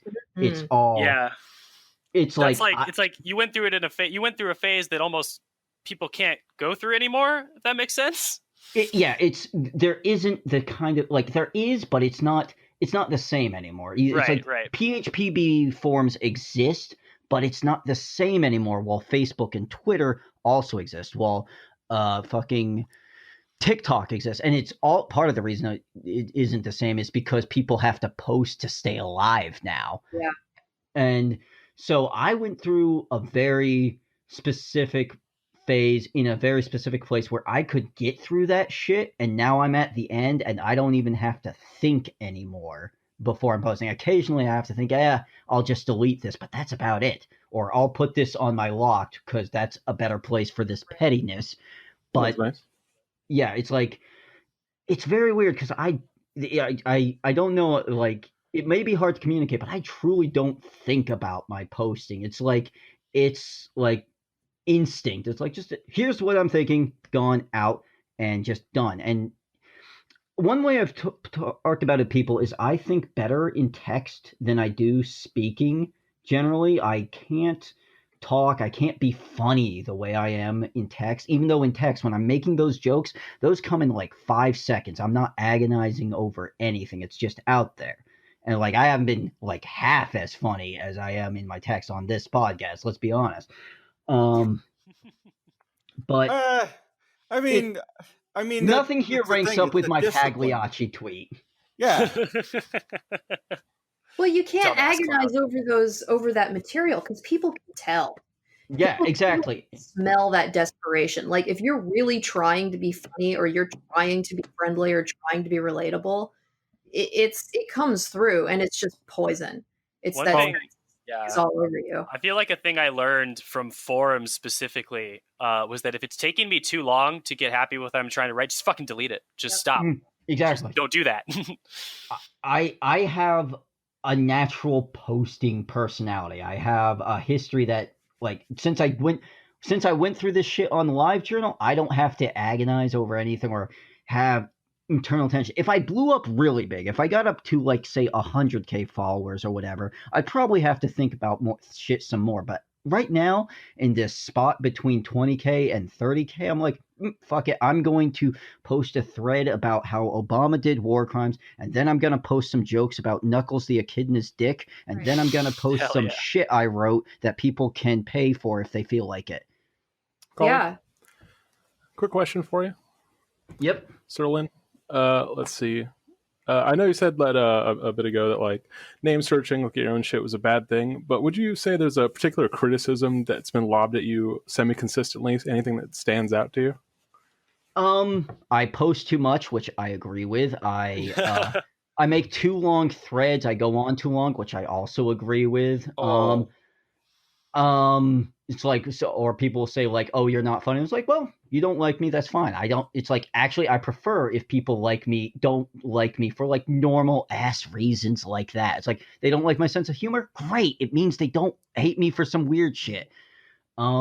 The worst I've ever gotten is like during times where I have been overly familiar online. It's like, it's something we've all done, even spending years online. We just don't think and like, okay, I fucked up there. And some people like will hold grudges over particular moments of that forever, but it's like, I apologize. I stepped back. I'm like, I fucked up there. And like, the criticism I get logged is like, the biggest I've ever gotten is like, I'm too sincere online. And that came from the irony left guys who think having emotions is for queers. And then you go to their profile and it's all jokes. And then occasionally, God, I hate myself and everything is miserable because they can't let themselves like anything. I think that Colin brings up some interesting, like, additional rules of posting there. One of them is, I hear you agreeing with criticisms of your stuff. And that's something that I do too. Like, sometimes people are like, what the fuck is wrong with you? I'm like, I know, right? Yeah. Nothing diffuses quicker than it's like, yeah, you're right. I post too much. Yeah. It's that sort of posting ego death, as I think of it, like having this sort of astral projection view of yourself as much as it's possible, which, isn't very much.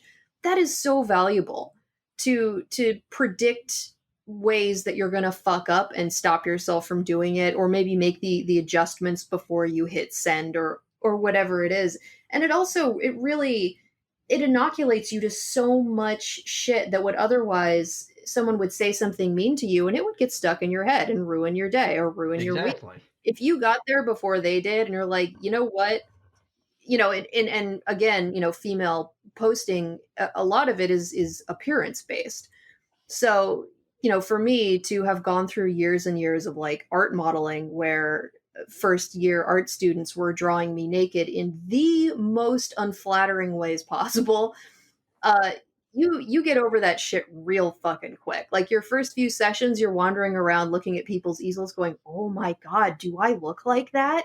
And the answer is yes, you do look like that into that person. And then you go to the next easel and it's a completely different drawing. It looks like a totally different person. There's like egregious Stott Eliza, and then there's like Thomas the Tank Engine Eliza. Right. I contain multitudes, and all of those people were correct. That was the truth as they saw it and interpreted it through their level of drawing, which, that matters a lot. You have to be drawing for many, many years before you can draw what's in your head. The rest of the time, you're just kind of fucking up and trying to fix it. Yeah, so. No, sorry, go ahead. That view of yourself going in is so valuable because I see so many people, particularly younger posters, getting mild criticism or just somebody being mean for no reason and just melting down about it because you've never thought about it before in that way. So really aggressively criticizing yourself, but not in a self-harming way, just sort of in a taking inventory way. That's such a good way to save yourself.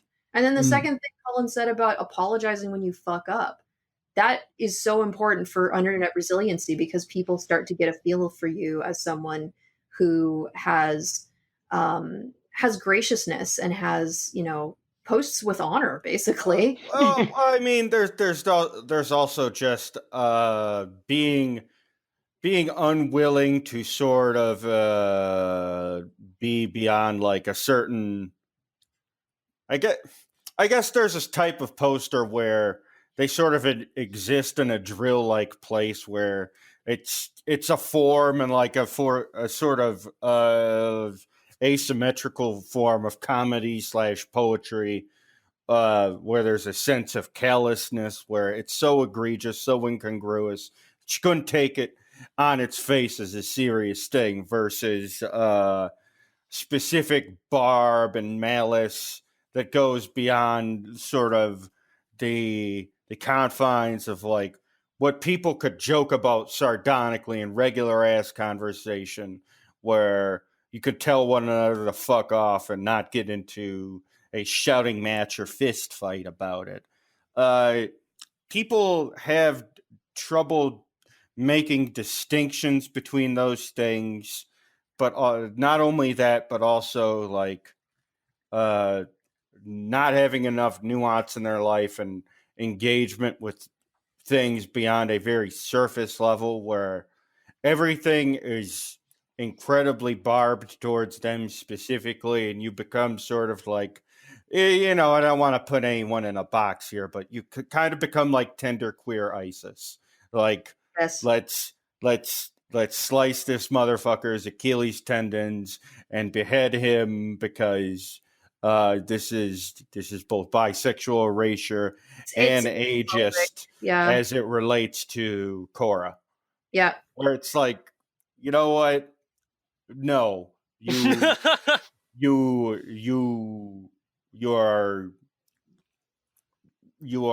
It's not even mental illness. It is you are debasing yourself and lowering to yourself, where your only engagement with the outside world and the greater culture is purchasing decisions. You've made yourself an ape, a sick, wet ape, and you can't do that to yourself. You cannot apeify yourself. It's like the opposite of bimboification. This is making me think, because like the thing is, I don't have a lot of run-ins with this stuff, and it's making me think like if I do have a specific poster thing other than my constant, it's like just like this is just how I am and it's a good fit. I don't follow a lot of people. I follow less than 400 people, and it makes shit so much easier for me than people who follow like 4,000 or 5,000, God forbid, 10,000 people, it just makes social media manageable to me. Yeah. Well, if they follow 10,000 plus people, they're a holdover from the follow back era. Mm-hmm. But it's like... Yeah, I ain't no follow back girl. God damn. I'm sending you to hell for that. Yeah, you can't get me because I'm online. But yeah, it's like... Fucking got him. For the most part, I think like I've just got the poster's brain and I've got the poster's experience. I was lucky enough to get all my worst shit dealt with during the live journal era. Yes. But specifically, if I have advice, it's like keep your following numbers to something that doesn't drive you batshit, that makes you feel like you have to keep up with everything or you don't actually know what's on your TL. It's like I've seen people, it's like with like 5,000 people and one person they follow is like, oh, it turns out this person is a huge abuser, and I had no idea because it was drowned out by a million other things. Right. My personal rules in terms of followership would be, if you're a branding or engagement based person, listen to none of the following. Only go after that which makes you happy and gives you a sense of serenity, and if not that, follow people you talk to regularly, and if you're really petty, maybe one person you fucking hate, but just stuff you can look at that you won't get yourself riled up over stupid shit. Just you got to guard your brain.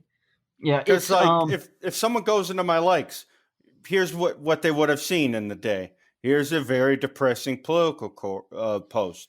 Here's, crimes of America. So it's like, here's this war crime they did after the Cold War era where they did a genocide to this person or that person.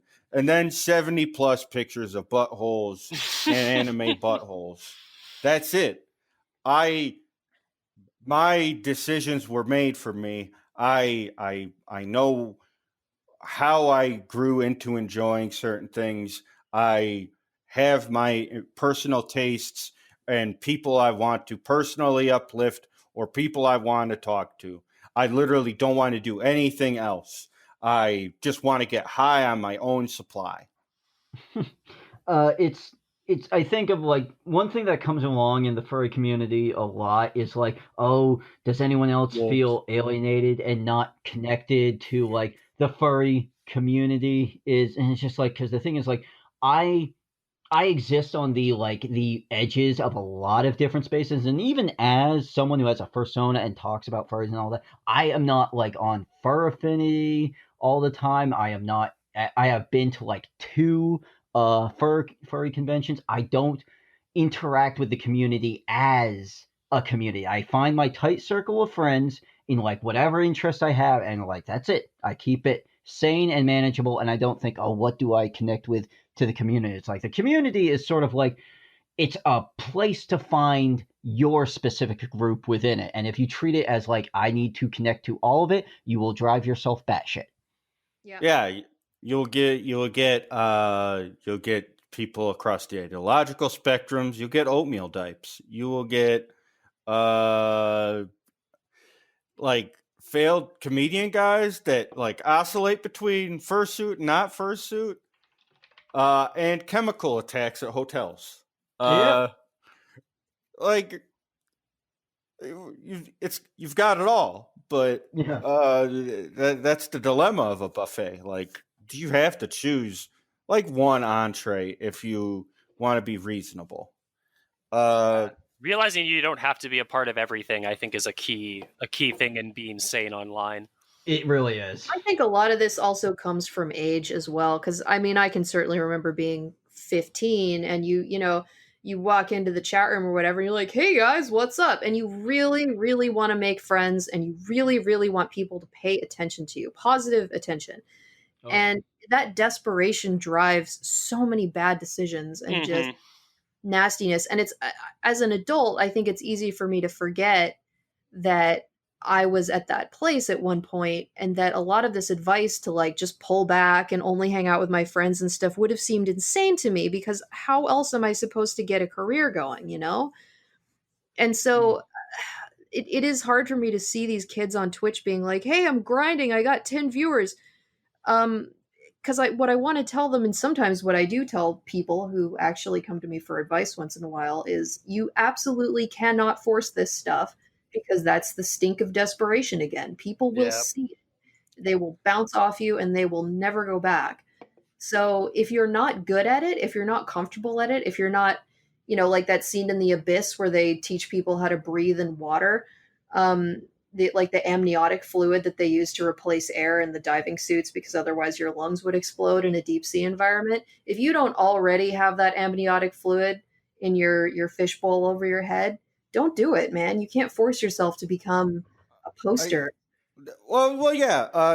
I think of that when I thought of coming up and writing, which was basically, okay, so there is this thing that X amount of people have told me without from any prompting from me.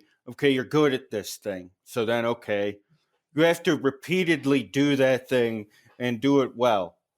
And it's not like you're seeking validation on the terms of like it coming from bad motive. You're doing a thing, you want to see if you're doing it well, instead of it driving your motives.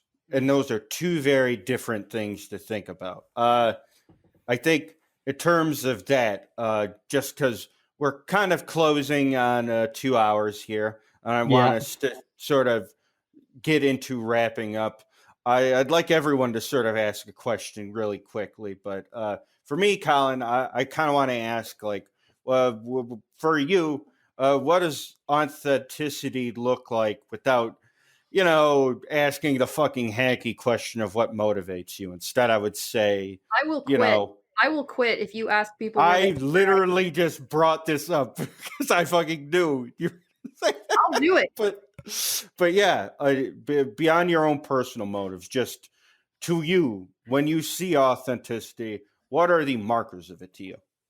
God, it's hard to define. It's kind of ethereal, I guess. I look at, I try to find it, like, compared to what I do, like, when I'm not in my, like, I just want to make some jokes, and like, what do I get out of online? Like, when I share my ADHD Twine, or when I make, actually, when I do make jokes, it's like, are you doing it for validation of the self, or are you doing it because, like, I don't know, it's like, it's sort of like that Supreme Court ruling, I know it when I see it. It's like, when it comes That's what I just thought of too, yeah.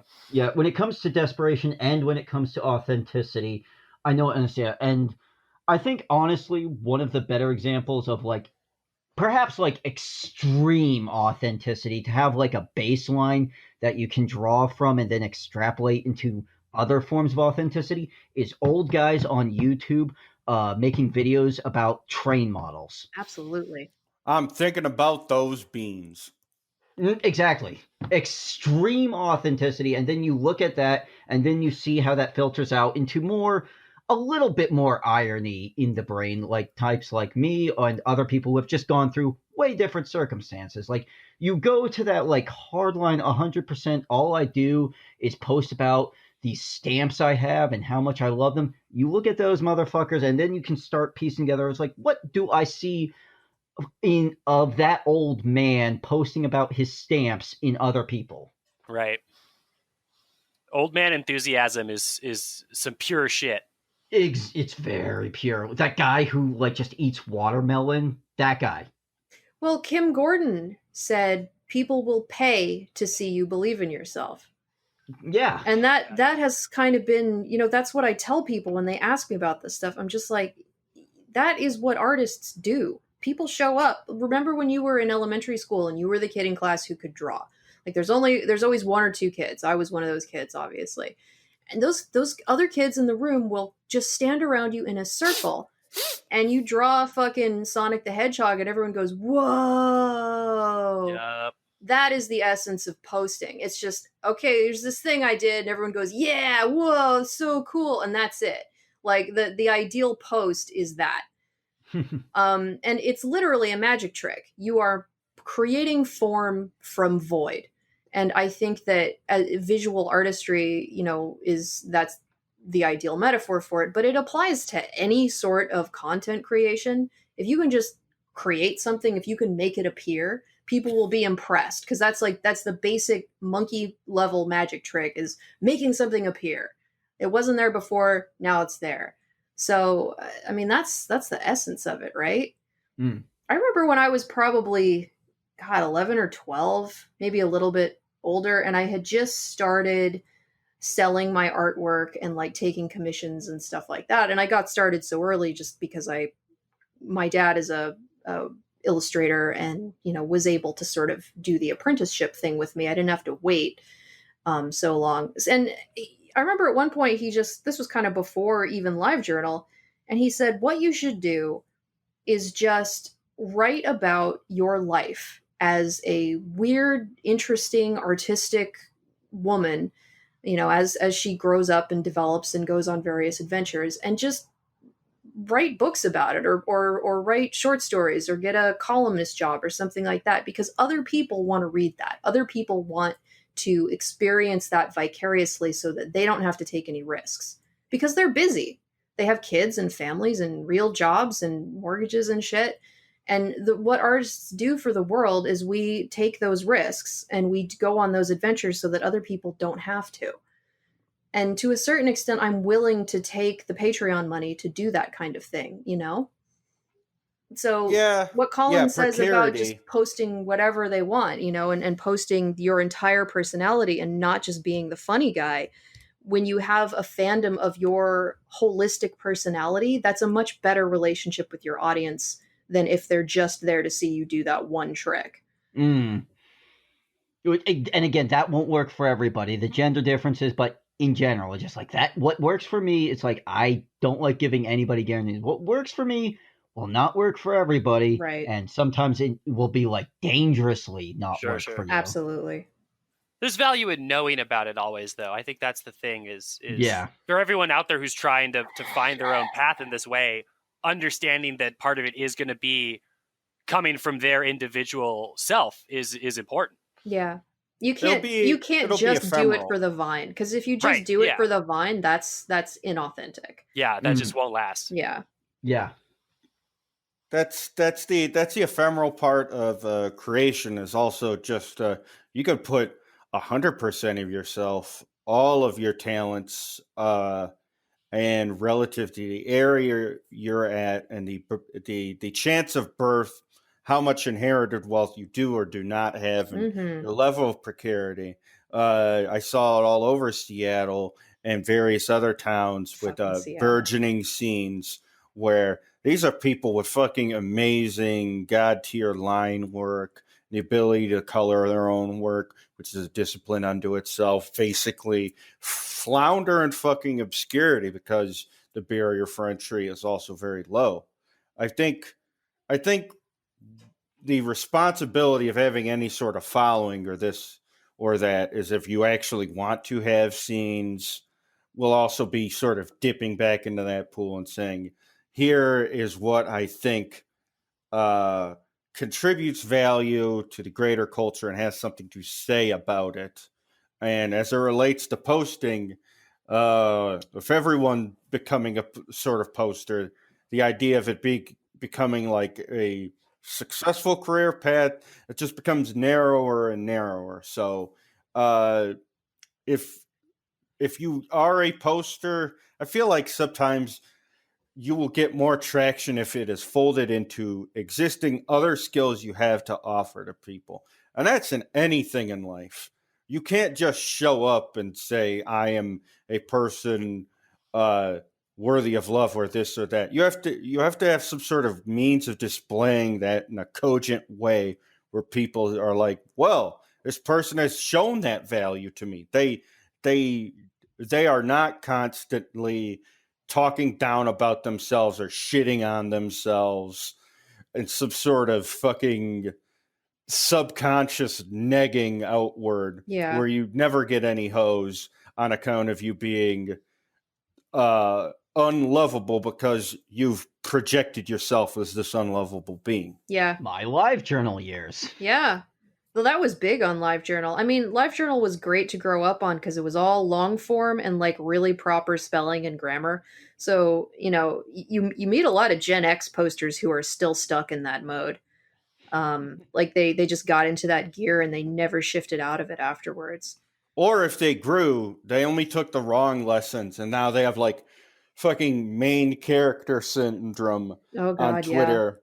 Yeah. Where they are the sole truth teller, they're the singular authoritative voice, which is also a part of a greater body of cringe. I feel like we won't have heard the last of. On that note, since we're almost on a cool even 2 hours, Colin, I want to thank you for this very instructive and interesting talk about the weird contours and shapes and outlines of posting that I don't think we'll be done talking about, because this is how you make your bones nowadays, whether you like it or not. Whether you it's all just happening. Right. Thank you very much. Yeah.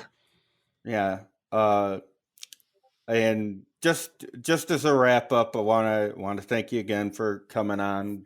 Thank all of my co-panelists for participating tonight, and you, the listener, for sitting down and hearing what we have to say. And we'll be hitting you with more in the near future. Hey, Michelle. What's up, my guy? Thank you. Aw, that's nice. Oh, well, okay. Now we're all gonna freeze frame and laugh while a dog falls into a bucket. The dog in the church gram in the bucket is very large. Pumpkin, no. Okay. Fuck. No.